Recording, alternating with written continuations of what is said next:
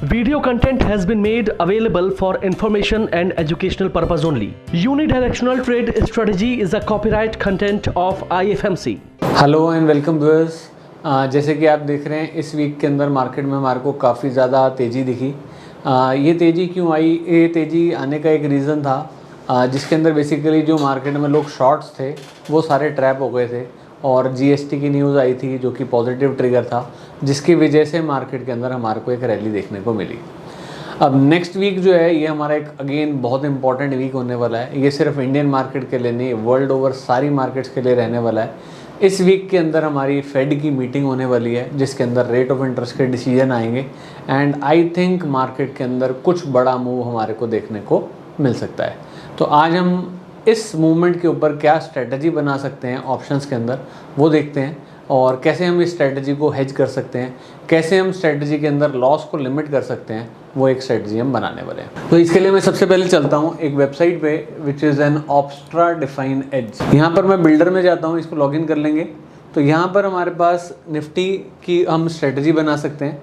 तो मैं जो स्ट्रेटजी बना रहा हूँ वो 30 सितंबर के लिए बना रहा हूँ। इस स्ट्रेटजी का मैं नाम जो देना चाहता हूँ, तो पहले एक बार समझते हैं स्ट्रेटजी क्या रहेगी। इस स्ट्रेटजी का नाम है डबल प्लेटू। तो डबल प्लेटू एक ऐसी स्ट्रेटजी है जिसके अंदर मार्केट में इधर या इधर किसी भी साइड पे बड़ा मूव आ जाएगा तो हमारे को प्रॉफिट हो जाएगा, बस शर्त यह है कि मार्केट इस रेंज के बीच में नहीं रहनी चाहिए। इसमें लॉस जो है वो लिमिटेड रहेगा आपका, और इधर जो प्रॉफिट रहेगा वो भी लिमिटेड रहेगा। तो चलिए अब इसको बना के देखते हैं ऑप्स्ट्रा पे कैसे ये स्ट्रेटजी बनती है एंड देखते हैं इसका पे ऑफ डायग्राम क्या बनता है।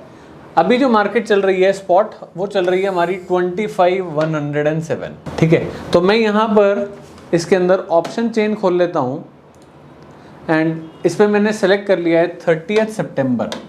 तो 30 सितंबर की मैं एक्सपायरी की स्ट्रेटजी बनाने वाला हूँ। मार्केट अभी जो चल रही है वो चल रही है 25,100।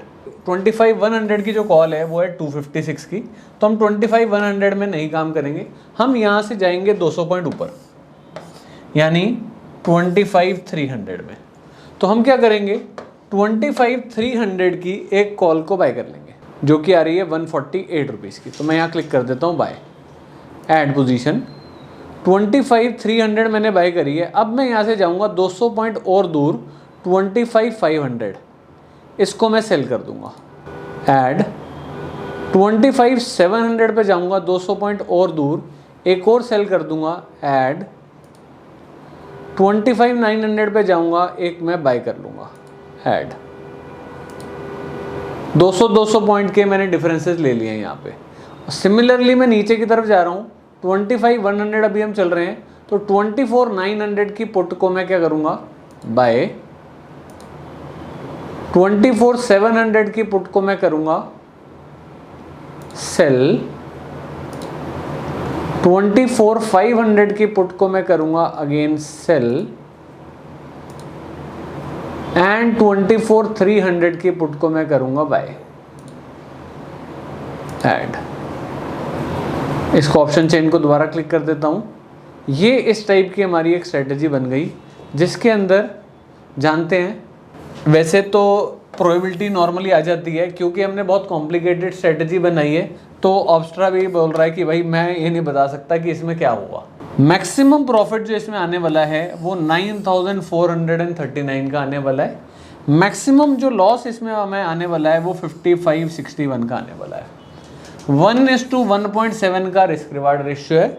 हमारा जो ब्रेक इवन है, ब्रेक इवन इसके अंदर हमारे दो बन रहे हैं, या तो मार्केट 24,375 से 24,826 के बीच में बंद हो जाए, या मार्केट 25,300 से लेके 25,826 के बीच में बंद हो जाए।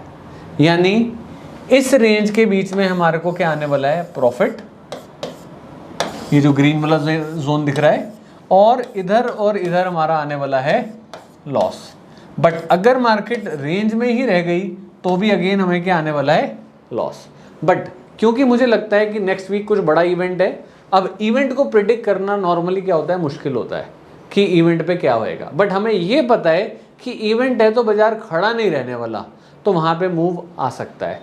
और हम नेक्स्ट वीक की ना बना के हम ये उसके भी नेक्स्ट वीक के बना रहे हैं, तो जिसके अंदर मुझे लगता है मूव आ ही जाना चाहिए। तो उस टाइम पे हम इस टाइप की स्ट्रेटजीज जो हैं बना सकें। तो ज़रूरी नहीं है कि इस स्ट्रेटजी को आप ये सोचें कि ये एक रिकमेंडेशन है, इसको सिर्फ वॉच करने के लिए रखिएगा। It is only for educational purpose only. तो इस टाइप की कुछ स्ट्रेटजीज़, जैसे अब इन्फोसिस के अंदर बायबैक की न्यूज़ आई है, उसके अंदर आप कुछ इस टाइप की स्ट्रेटजीज़ बनाना चाहें बना सकते हैं। या और कोई स्टॉक जब रिजल्ट्स आने वाले हों, जब आपको लगता है कि मार्केट में एक बिगर मूव आ सकता है और आप मूव को प्रिडिक्ट नहीं कर सकते, तो it is normally a non directional strategy जिसके अंदर आपके लॉसेस लिमिटेड हो गए हैं, प्रॉफिट लिमिटेड हो गए हैं। इससे ज़्यादा ना तो मुझे चाहिए ना मुझे देना है, चाहे बाज़ार में कुछ भी हो जाए। तो हम इस टाइप की स्ट्रेटजीज़ को डिप्लॉय कर सकते हैं। तो ये हमारी स्ट्रेटजी थी जिसके अंदर हमने ये कॉल बाय करी है, जो बी आ रहा है वो बाय है, 25,300 buy, 25,500 sell, 25,700 call sell and 25,900 buy. ये basically iron condor call condor का स्ट्रेटजी है जिसको हमने डबल उसके थ्रू हेज कर लिया है। कॉल को हेज करने के लिए हमने एक पुट की स्ट्रेटजी भी इसमें ऐड कर दी है। तो this is one of the good strategy जिसको आप देख सकते हैं। तो चलिए अब चलते हैं इकोनॉमिक कैलेंडर पे एंड देखते हैं इस हफ्ते के अंदर क्या क्या इवेंट्स होने वाले हैं। मंडे को चाइना के अंदर इंडस्ट्रियल प्रोडक्शन डाटा आना है, इज़ एन इम्पॉर्टेंट डाटा जिसके ऊपर नॉर्मली मेटल्स के अंदर मूवमेंट हमारे को ज़्यादा देखने को मिलती है। तो मंडे को इस डाटा का ध्यान रखिएगा। इसके अलावा मंडे को 12 बजे इंडियन मार्केट में कुछ डाटाज आने हैं जिसके अंदर food inflation, fuel inflation, WPI inflation and manufacturing inflation, ये सारे डाटाज आने हैं। Again an important data. तो 12 बजे के आसपास मार्केट के अंदर हमारे को एक बड़ा मूव देखने को मिल सकता है। आगे बढ़ते हैं थोड़ा सा। मंडे को इंडिया के अंदर export, import and balance of trade का डाटा भी आना है। Again an important datas to watch. Tuesday an important day, US के अंदर रिटेल सेल्स का डाटा आना है, an important data. Core retail sales का डाटा आना है, एन इम्पॉर्टेंट डेटा। इसके अलावा वेडनेसडे, एन इम्पॉर्टेंट डे जिस दिन यूएस के अंदर क्रूड ऑयल की इन्वेंट्री आनी है। क्रूड ऑयल इन्वेंट्री से बहुत सारे लोगों को लगता है सिर्फ ऑयल पे ही फ़र्क पड़ता होगा, बट ऐसा नहीं है। सिर्फ ऑयल पे नहीं, ऑयल मार्केटिंग कंपनीज जितनी हैं उन सबको फ़र्क पड़ता है, पेट्रोलियम कंपनीज जो हैं उन सबको फ़र्क पड़ता है।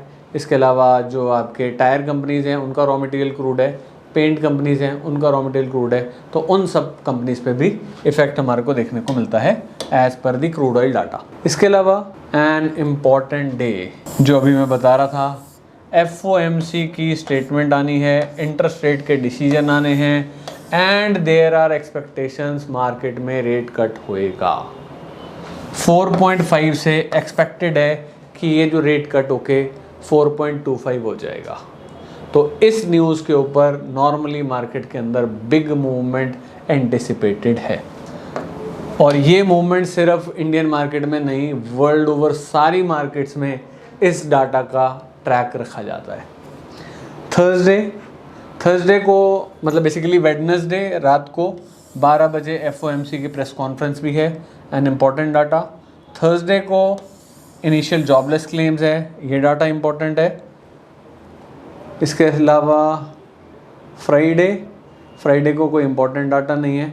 तो next week Thursday would be an important day जिस दिन मार्केट के अंदर हमारे यहाँ एक्सपायरी भी है एंड वो भी सेंसेक्स की, जो वैसे भी एक बड़ा फिगर है जो नॉर्मली ज़्यादा मूव करता है।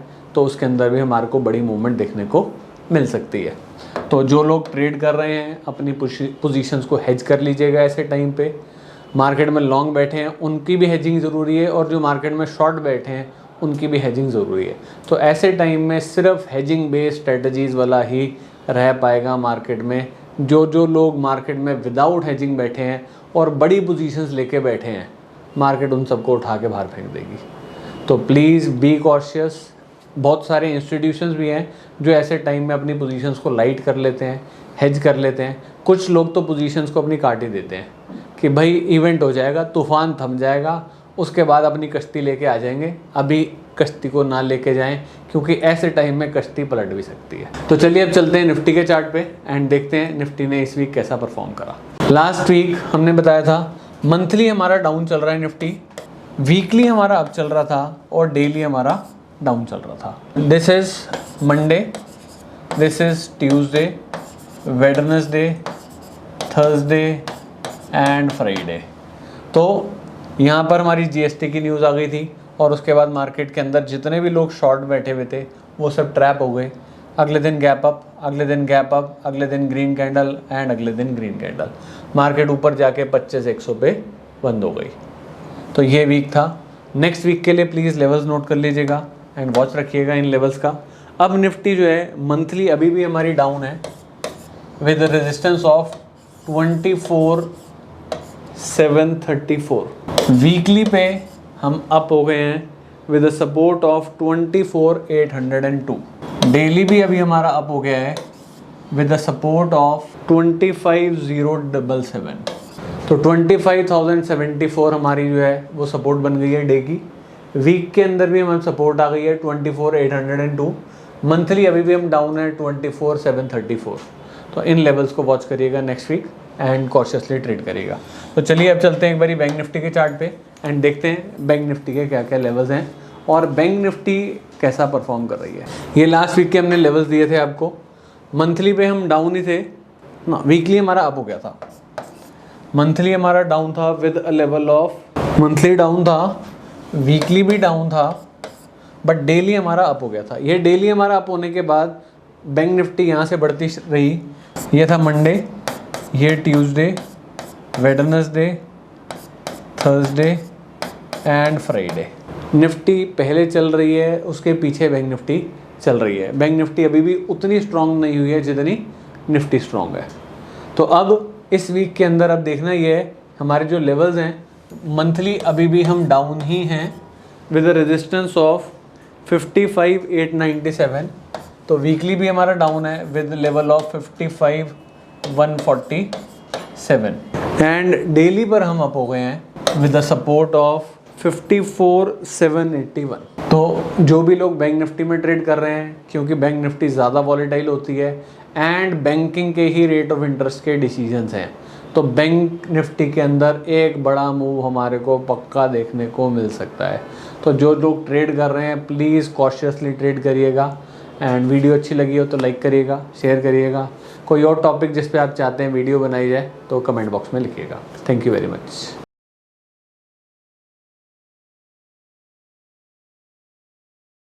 स्टॉक ट्रेडिंग के दौरान मुझे क्या खरीदना चाहिए और मुझे क्या बेचना चाहिए, मुझे कब खरीदना चाहिए और मुझे कब बेचना चाहिए, ये सवाल आपको परेशान करते हैं। तो चलिए सिंप्लीफाई करते हैं स्टॉक ट्रेडिंग को और निकालना सीखते हैं वो एक्यूरेट पॉइंट्स जहां हमें स्टॉक को बाय या सेल करना है। मेरे यानी मनीष तनेजा के साथ IFMC की यूनिटीएस स्ट्रैटेजीज से। यूनिटीएस यानी यूनिडायरेक्शनल ट्रेड स्ट्रैटेजीज, जो है हर स्टॉक ट्रेडर की पहली पसंद, जो बनाती है स्टॉक ट्रेडिंग को सिंपल, एक्यूरेट और स्ट्रेस फ्री। यूनिटीएस स्ट्रैटेजीज सभी इंटरवल्स पे काम करती है, चाहे वो इंट्राडे हो, पोजिशनल हो या लॉन्ग पोजिशनल हो। मेरे 26 सालों के एक्सपीरियंस और एक्सपर्टीज का निचोड़ है यूनिटीएस। IFMC की लोकप्रियता का राज है उसकी copyright strategies and IFMC is unchallenged leader in stock market education. IFMC is now a school of 10 million learners, awarded twice by Delhi City Icon Awards. So let's begin UDTS online course by IFMC.